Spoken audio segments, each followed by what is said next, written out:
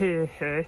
My director of strategy, who's a right ginger, has said that I should explain our new policy on migration very simply. So before, we loved illegals. We couldn't get enough of illegals. Illegals, come, welcome. I helped bring them in. I put them in hotels.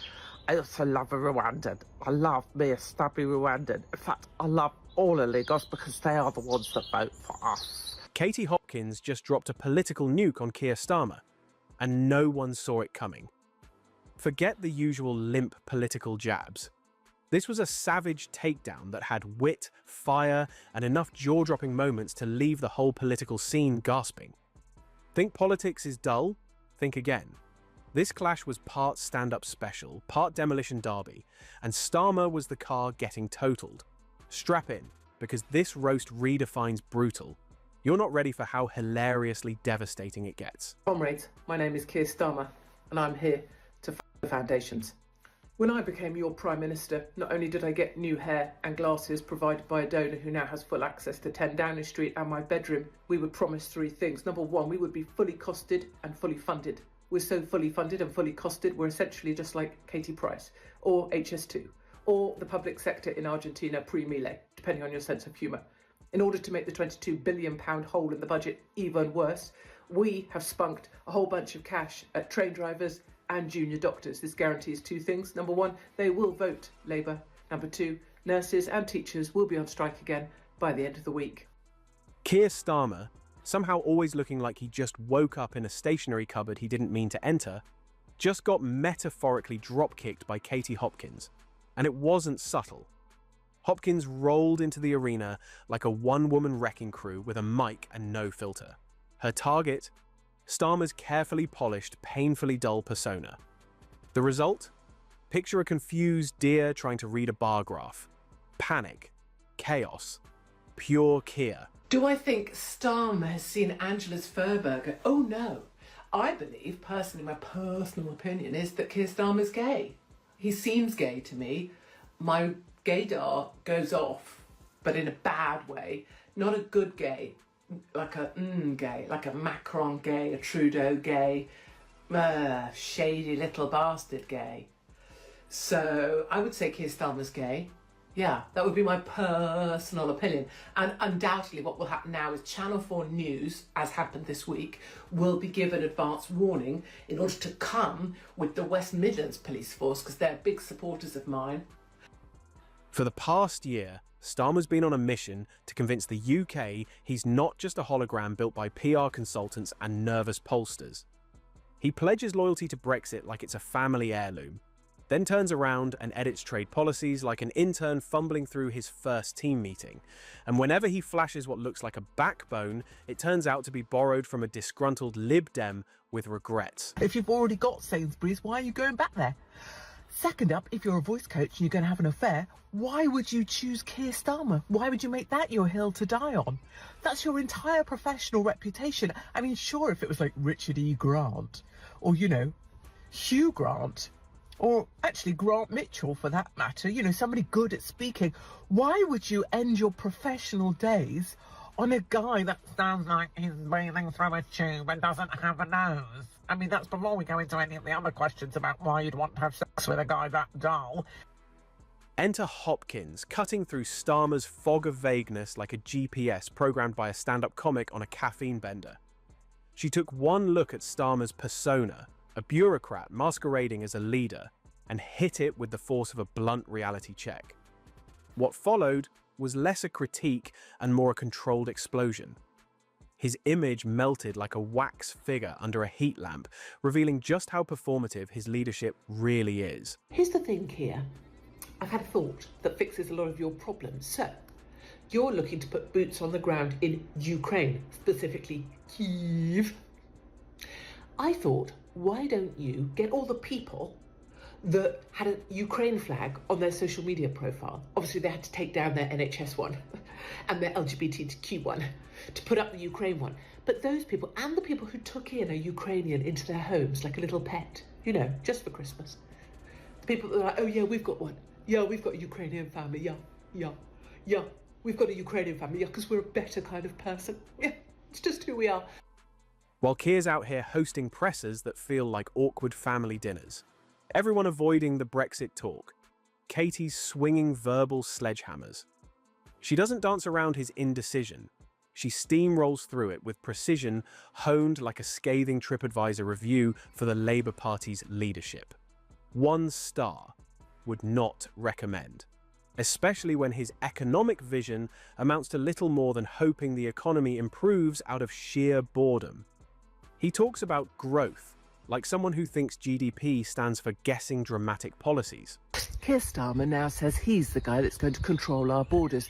The same Keir Starmer that decriminalised illegal immigration, has prioritised illegals over our own good people, has thrown them into hotels and generally prioritised them for housing as well, and wanted to make sure that anyone who spoke out against illegal immigration was called far right and put in prison. But now suddenly he's all for it. He also says that those arriving in our country should speak English. Maybe he could go to Birmingham or Bradford or Luton or Leicester or any other of his voting areas and say that, because none of them will understand a bloody word.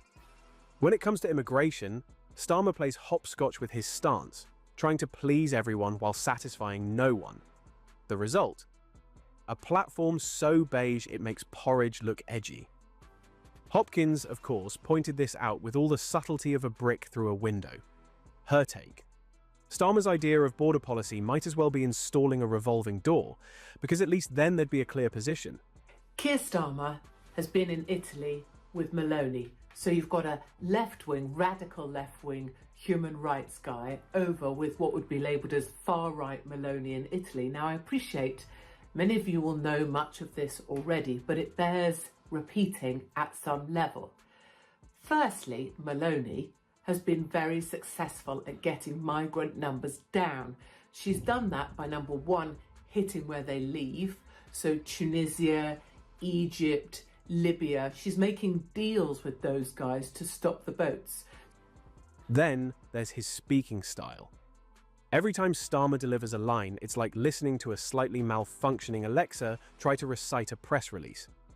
You just know he's been rehearsing in front of the mirror, and probably apologising to it afterward. Katie clocked this immediately, dubbing him a one-man off-Broadway show. Keir, the monotone memoir. Her review? Less standing ovation, more emergency exit. Starmer thinks non-answers like "we'll look into it" count as leadership. Katie thinks otherwise. She stripped that strategy down to its bones and pointed out the obvious. It's not leadership. It's procrastination in a suit. His record on Law and Order. Less tough on crime, more toddler scolding broccoli. As DPP, he issued more press releases than action. Katie didn't bore us with policy analysis. She just cut to the chase. If Starmer's brand is stability, show me the receipts. So far, it's all vibes and vague promises. Keir Starmer having an affair with his voice coach. I know, dog. I know. Disbelief. I mean, I think we all have some questions, don't we? Question 1. Why do guys always have affairs with people that look exactly like the wife they already had? I mean, if you've already got that wife, what's the point of having an affair with another woman who looks exactly the same as the wife that you apparently don't want? Why not pick someone, you know, super exciting, maybe with massive boobs, or a lady from another continent with an enormous bottom? I mean, just something completely different to what you've already got. Why are you still shopping in the same supermarket, so to speak? If you've already got Sainsbury's, why are you going back there? And that whole "I'll deliver for working people" thing. Please. This is the same man who probably thinks Working People is a new Channel 4 docu-series. His idea of connecting with voters is buying a sausage roll at Greg's and calling it ethnographic research. Katie skewered this with a perfect jab. The political equivalent of donning a high-vis vest and pretending to understand forklift certification. Starmer's leadership style is so risk-averse, it's basically passive yoga. Confronted with rail strikes, NHS walkouts, or climate crises, he does his best impression of someone playing hide-and-seek, with his own opinion. Katie flew in here like a hawk spotting an indecisive pigeon and tore his vagueness to shreds. Because Starmer's entire platform seems to be built on the idea that if you don't move, maybe no one will notice you're lost. So the deals aren't go stop the boats. The deals are, if you stop the boats, we're going to invest in you. So investments in trade, investments in deals, in infrastructure or whatever. So she's funding development of those countries in order for them to work with her and stop the damn boats. And she's done brilliantly well. Numbers are down by about 65%, which, you know, historically, when I was there on the shores of southern Italy, was an absolute flood. The other thing she's done in a two-pronged attack is to offshore migrants. So if they arrive from a safe country, they are immediately offshored in Albania. She's moving them to Albania. They're held there because they came from a safe country. His environmental policies. A masterclass in appeasement. Every time a donor frowns, another green policy gets re-evaluated. Net zero by 2050, as long as it doesn't offend the guy in the Range Rover. Katie summed it up perfectly. Putting fairy lights on a sinking ship. Ouch. You can almost hear Starmer's media team quietly deleting a wind farm slide from his next presentation. And education? He claims he wants opportunity for all, but no one actually knows what that means. Is it more tests, fewer teachers, free erasers? All he's managed to achieve is making everyone, parents, teachers, students, equally disillusioned. Katie called it assigning homework to a ghost. And she's not wrong. Keir Starmer says he's going to have a peace talk for Ukraine. Peace talks for Ukraine. Oh, yes, I'm going to have peace talks. Yeah, so what did you do for the last 3 years? Oh, yeah, bugger all. And now Trump's coming to fix the problem, and you want some of his success? Please, you're like a tick on a bloody dog. The last time the EU leaders were together, they took their jackets off in solidarity with Zelensky. Oh, do you think he'll take me up the... We've never seen anything this gay since the last time, I don't know, Macron and Brigitte did a little walkabout. International policy, a snooze fest of vague platitudes and diplomatic fence-sitting. Starmer nods solemnly and says international norms like it's a magical spell to ward off having a real opinion. Katie wasn't impressed. Is this the leader of the opposition or the customer service rep for a travel insurance firm? Honestly, it's hard to tell. And, oh, the integrity card. Starmer clutches it like a security blanket. He's the serious one, the grown-up, the guy with gravitas. Until he's asked an actual question. Then he turns into a broken printer, spitting out the same 3 statements on loop. Katie, as ever, didn't hold back. You can't be Mr. Integrity while dodging more questions than a Love Island contestant post-scandal. Because, as I have said before, as many of you are fully aware, those who control the movement of human flesh, a slave trade unlike anything ever seen before in the past, are the leaders of the major religions, the leaders of political dynasties, and the banking scions, and the global leadership. And let's talk about his obsession with the word change. Starmer loves to promise it, drive it, lead it, define it. Trouble is, he never actually tells us what he's changing into. Right now, he's less a leader and more a blank Word doc with the title TBD. Katie nailed it. If change had a face, it wouldn't be Keir Starmer's.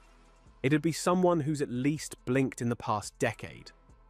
So here we are, Starmer, the man, the myth, the mildly animated spreadsheet. And Katie Hopkins. She came, she saw, she said what everyone else was too polite or too career-conscious to say. She torched the foggy nonsense and asked the one question echoing through the back rooms of Westminster. Why is this man still pretending to be a lighthouse when he can't even flick the switch? It would be great if I could be Prime Minister. I would make it such that people who wanted to make Britain great, they get help to do that, they get free parking, they get reduced taxes, they get whatever incentivises the grafters, the workers, small businesses and wealthy individuals. Keir Starmer, the political screensaver, vaguely moving, occasionally present and completely pointless. Hopkins didn't just deliver a roast, she delivered a wake-up call wrapped in satire, powered by exasperation. Because this isn't about loving or loathing Katie Hopkins.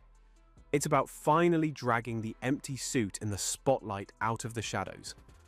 And in that moment, she reminded us all, Britain doesn't need another man politely pretending to lead. It needs someone with vision, backbone, and yes, preferably a pulse. Because right now, Keir Starmer looks less like a future Prime Minister and more like a man who wandered into a leadership contest by mistake and just never found the exit.